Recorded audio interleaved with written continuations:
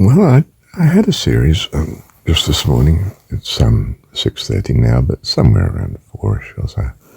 I apparently had a series of dreams, and they were sort of stressful, panicky dreams, things that didn't fit, things going wrong, things you couldn't achieve, reactions with people, that sort of run of dream. Disconcerting. I woke up and I was just disconcerted. And what's the solution? Well, you could, struggle with what you've been dreaming and, how to handle it and so forth. But that's not the effective way. If you just notice your breathing, it's not deep, it's not calm, it's not full. So, correct your breathing and you'll find the rest takes care of itself. Which is rather amazing and a very valuable thing to know. Now, the obvious breathing is a series of breathing in, ideally holding, and then breathing out. Not just breathing in, breathing out. But you may find in certain psychological and physical situations the holding is not appropriate. So you might breathe in to the count of 3 even, purposefully, and breathe out to the count of 3. And then you realize you can actually give a space. You can breathe into 3, hold to the count of 3, breathe out. So 1, 2, 3, hold, 2, 3, out, 2, 3, in, 2, 3.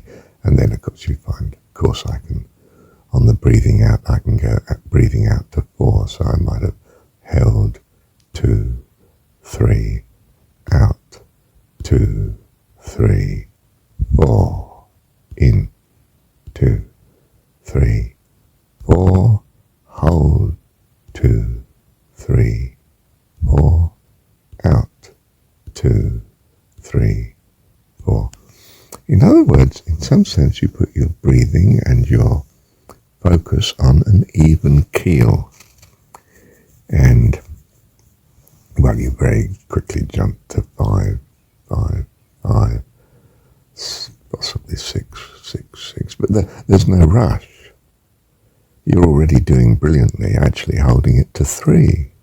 3, hold, 2, 3, out, 2, 3. That's much better than the panicky sort of shallow, quick breathing, very unsatisfactory. Do you see? You might think, oh, what sort of distraction is this? You might have been in a panic attack, or the other extreme, you might have been depressed. Things are just, there's no life at all, Either way, this puts you back on an even keel. And I found within a short time, I was breathing to the tune of something like 2 breaths a minute. Now, this may be because I'm used to training my breathing, and you might find that's quite a spectacular achievement if you did that, and not required, of course. What you want is something very even. Now, I say the best words as well to it, that I can, I count first, because I'm concentrating on, trying to say, breathe into the count of 3, hold to the count of 3, and out to the count of 3. But then when I get to something like 6, then I sort of think, now I could improve this. I could give my mind the best words. Now the best words for me are, thank you, Dad, for all your love. which is 7, isn't it? Thank you, Dad, for all your love. So this is some way down the track, isn't it? In your recovery at that time, you're now getting to something like you can, and don't do it too slowly, say it fairly. Thank you, Dad, for all your love. Hold for all your love out you, Dad, for all your love. Thank you, Dad, for all your love. Thank you. And so forth. Do you see? So now you've got good words, good association, regular breathing. It's deep, it's long, it's satisfying. Your whole pattern that you've chosen to do is overriding the situation, whatever that situation was. Anger, distress, might have been mournfulness, regret, loss, some unhappiness. Whatever it is, whatever that mental spiritual state is that you really you would rather not have, but seems to be ruling, no longer rules when you take command of the breath. Do I know why? Not at all sure. Something to do with the obvious that we need oxygen, and that perhaps if we replenish the body with oxygen, the body reacts in such a favourable way that our mind follows suit. Not sure, because of course it's initiated by the mind in the first place. So you have to be aware that the mental spiritual state that you're in is not happy with you, not good. Right. Now's the time then to do the breathing. And you'll find, actually the first attempt you may be just breathing in, 2, hold, 2, out, 2, 3, in, 2, 3, hold, 2, 3, out, 2, 3.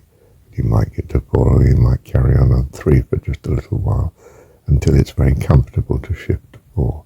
And I find typically the extra 1 that you add in a breathing comes on the out. You can always go a bit more empty, and then because you've emptied the lungs, you can spend longer filling them and holding and so forth.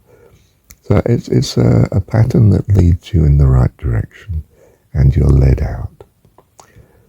I think of it spiritually, symbolically, as something to do with the breath of life. God breathes into his creation, and it became a living soul, didn't it? He made Adam, in the Hebrew story of Genesis. He forms man, and then he breathes into him, and he became a living soul. And you're trying to regain you're not just trying, you're succeeding in gaining your status as a fully balanced living being. So we have the breath of life. There's something fundamental about the breath. It's both an indicator that things are not good, when it's shallow and frequent, and it's also the solution when you guide it to come back to good, wholesome, long, full breaths in peace. And, when you add to it the right words, then you start to add to the mind. You lead that in the right thoughts. Thank you, Heavenly Dad. Or thank you, Dad. Sorry. Thank you, Dad, for all your love. And then if you want to go up another word, you say, thank you, Heavenly Dad, for all your love. And I found in what I did this morning just here, in the space of, I don't know how long before I got to that ability, but then I am experienced in doing it. It might have taken a good few minutes to get to there. Perhaps, I don't know, perhaps 20 minutes, perhaps 10, perhaps 30 minutes. But, what was I going to say? Hang on. You find you're simply adding what's comfortable. It's not stress, of course. You're not forcing yourself. So when you start, all you do is, you breathe into the count of, say, 3 and hold to 3 and out to 3. And you're not thinking of words there. But you could just say, love you, Dad. Or thank you, Dad. I just did the counting, but you may find that very satisfying. So you say, if you can imagine each time I say it, I'm doing each stage of the breath. Thank you, Dad. Thank you, Dad. Thank you, Dad. Thank you, Dad. Thank you, Dad. Thank you, Dad.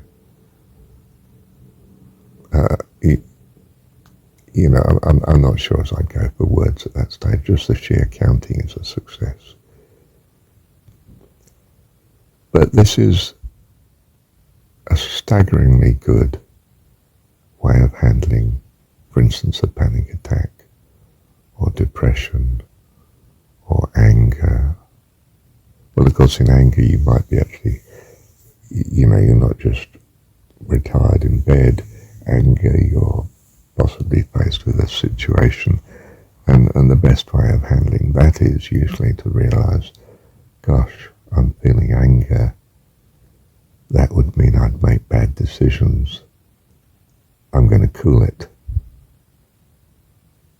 I'm going to non-react. In other words, you kill the anger simply by being aware of it and realizing you're aware that this is not the way to go.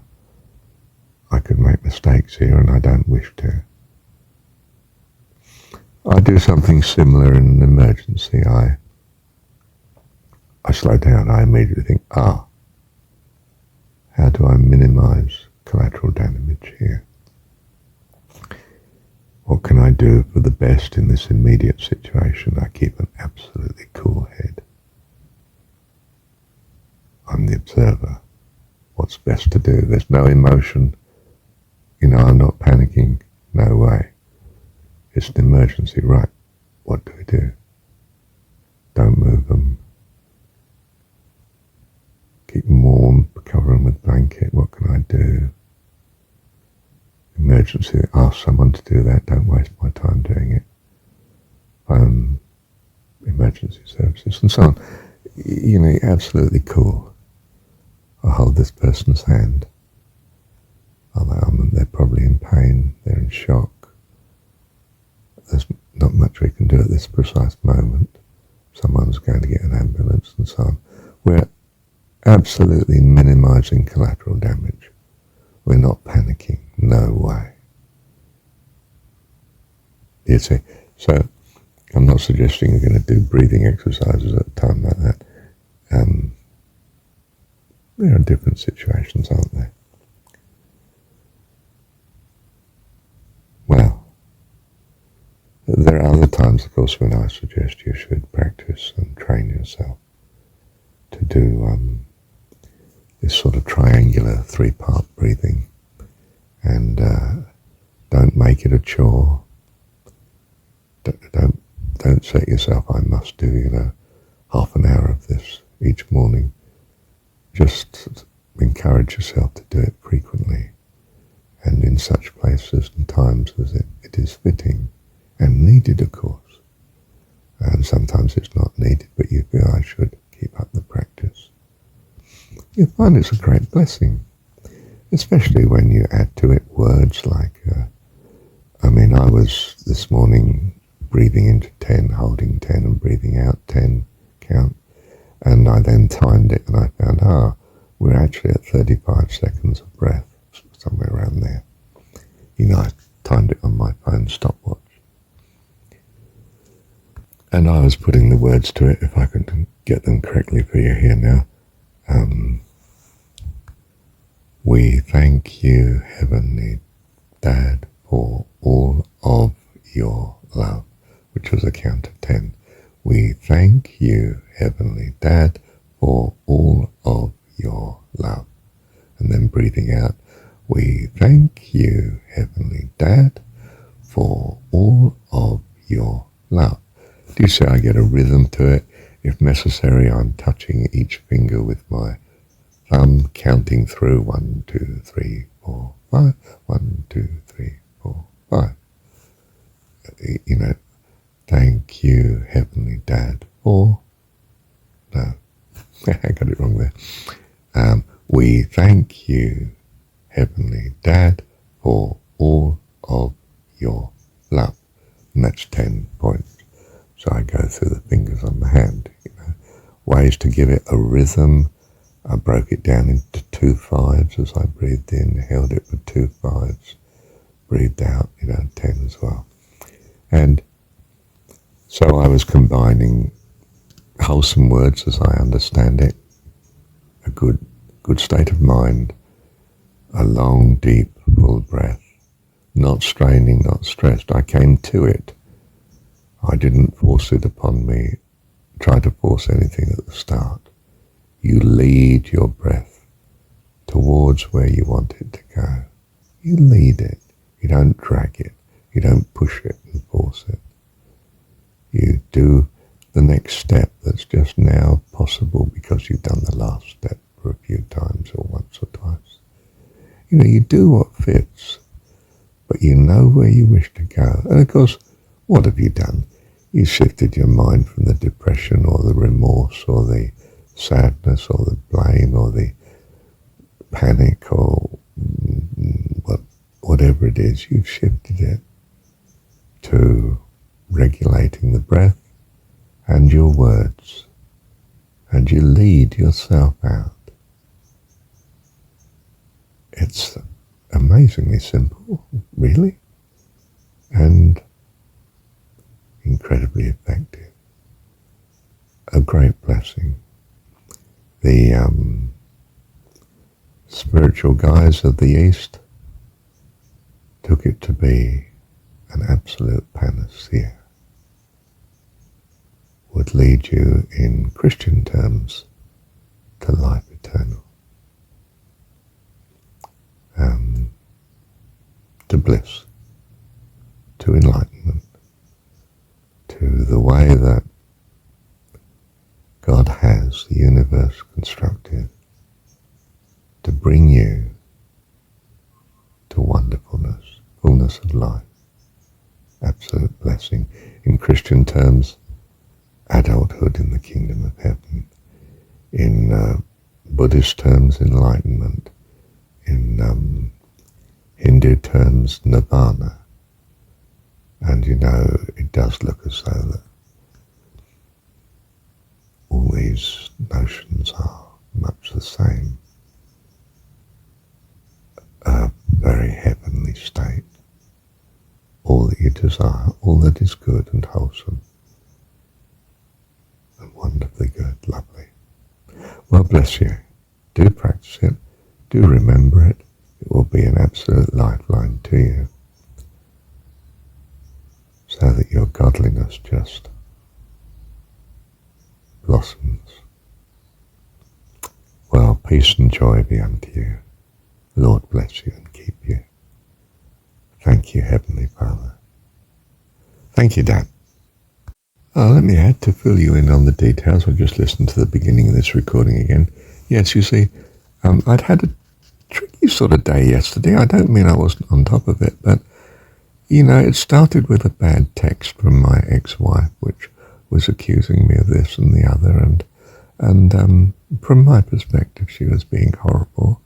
I mean, I don't mean I want to blame her. I'm sure life is so difficult and stressful for her that she reacts in this way when she does, But I was having to cope with it, and, it's not a lovely way to start the day, but I was coping with it in the usual way, like with the breathing and turning to recording and the right readings. So I was reading the things that inspire, and I got the pictures around me of what I find inspiring. Loving people, friendly people that help me and so on. Not much in that way, but I mean anything that helps. And let me pause a second. I'm not good at trying to remember the things that are wrong. Let's just pause a sec. I mean, I'm not sure there's anything else striking except that later in the day, we'd apparently had some sort of ant invasion in the kitchen, and my little bit of the kitchen, which, if you like, the owner of the house had sprayed with some sort of killer. And I realised, oh my goodness, there's hundreds of these ants, and they're not moving because they're struggling, given the effect of the spray on them that's killing them. And this disturbs me because I don't kill if I can possibly avoid it. And you might say, well, how would you have handled it, Master? Well, I would wait till evening, and then they tend to go back to their nest, making sure I knew where they came in from, and wipe the surface before they come back in the morning with like washing up liquid, dissolved in a little water, and they won't come back. They won't cross that. It'll dry off the washing up.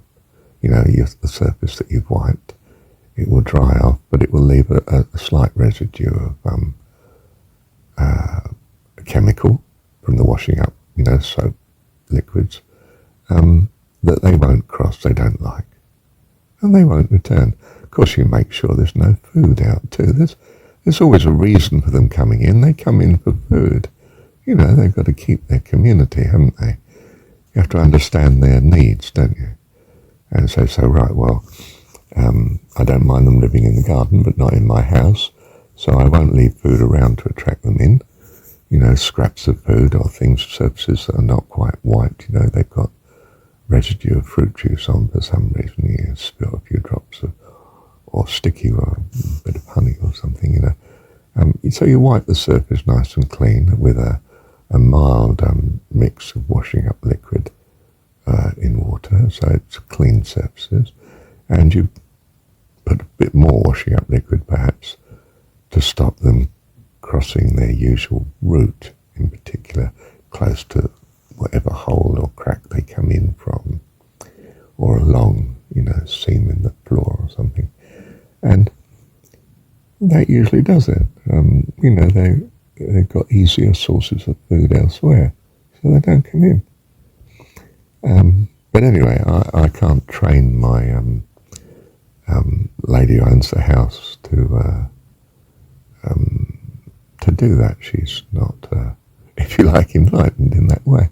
And so, another thing I had to cope with, all these dead bodies, And so I probably found that had seeped into my mind. The struggle with my ex-wife and the struggle with these ants suffering. And that may well have got into my sleep. Not when I first woke during the night, obviously that was the normal deep sleep, but when I went back to sleep, that's when you tend to dream, isn't it? So I would have woken up somewhere around 2 or 3 o'clock and,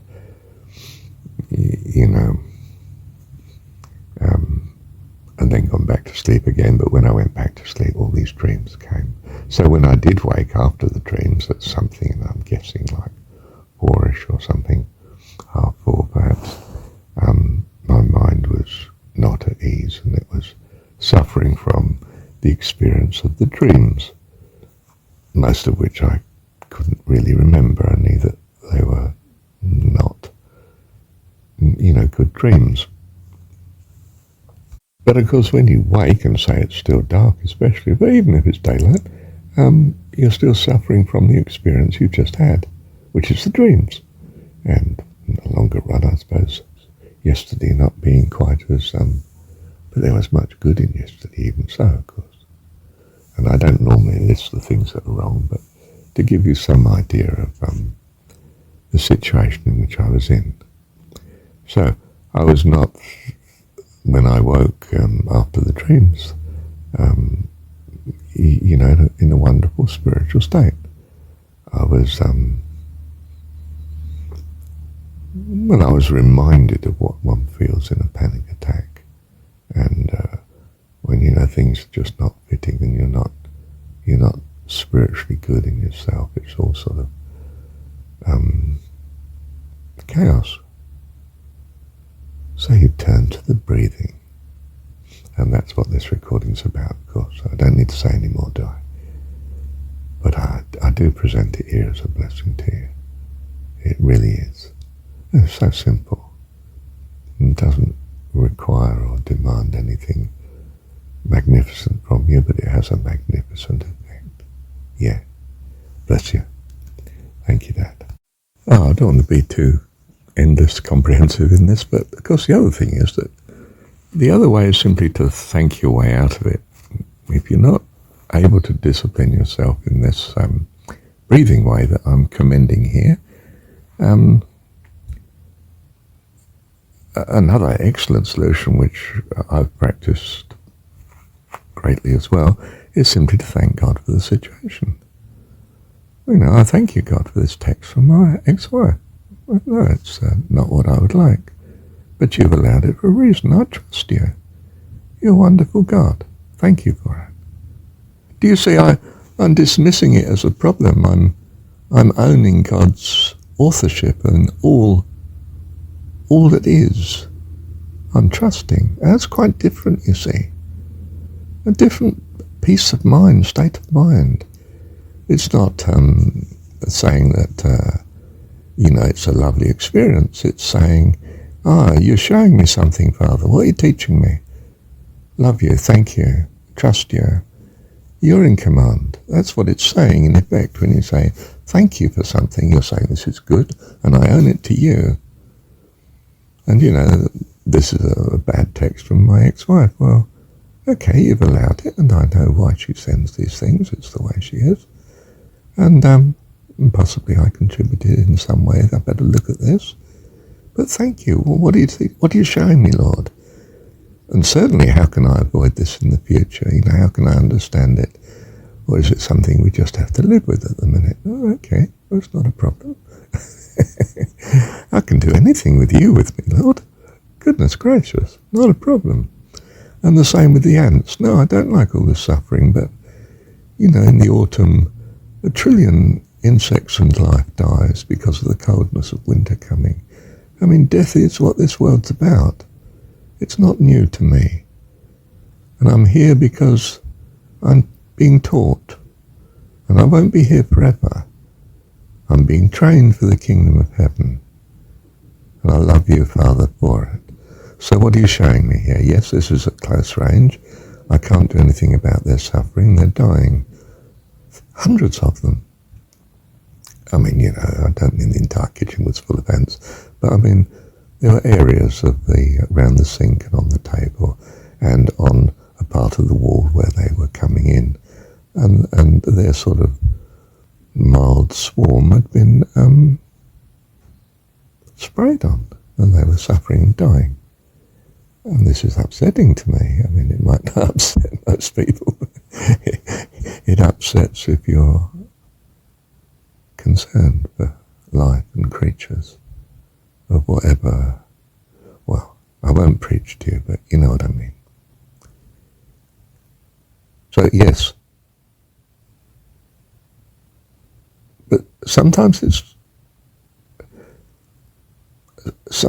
you can't put your mind to thanking God for something. It's very hard, especially the ongoing problems, the employer that is treating you badly, and you feel trapped in this employment at the minute. You can say, and you do while you're at work. You can't practice breathing exercises very easily when you're at work, can you? But you can think in your mind, thank you, Dad. I trust you for this. Thank you, Dad. You're my dad. Heavenly Father, I'm going to trust you for this. And then, 10 seconds later it occurs to you again, say, thank you, Lord. Thank you, Dad. You constantly take your mind out. Amazing sovereignty you have, And most people don't know. They don't realize that they have this sovereignty over their psychological and even their physical condition. They can lead the mind and the body in the right direction. In the case of the body, you give it right food and, right environment. And the mind, you give it right company, the right media, the nice, wholesome music and good company and, not violence and all those terrible stuff that you could expose yourself to. I must shut up now, mustn't I? I've gone on for half an hour. I do hope this recording's, I trust this is a blessing to you. Bless you. Thank you, Dad.